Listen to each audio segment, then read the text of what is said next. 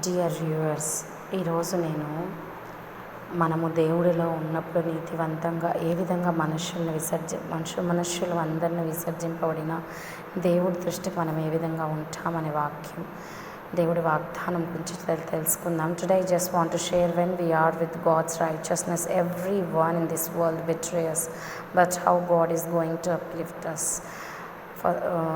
మొదటి పేతురు 2వ అధ్యాయము 4వ వచనం. మనుషుల చేత విసర్జింపబడినను దేవుని దృష్టికి ఏర్పరచబడినదియు అమూల్యమైన సజీవమైన రాయగు ప్రభువు నొద్దకు మనం వచ్చిన వారై ఉంటాము. First Peter 2nd chapter 4th verse, to whom coming as unto a living stone, disallowed in deem of man, but chosen of God and precious.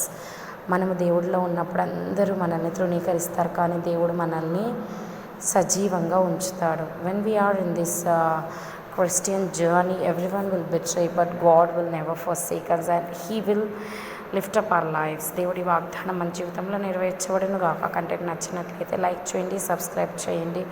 మీరు లైక్ చేసినప్పుడు ఈ కంటెంట్ ఎంతో మందికి షేర్ చేయబడుతుంది యూట్యూబ్ ద్వారా. If you like my content, like and subscribe. If you like, this content is being shared to many more through YouTube.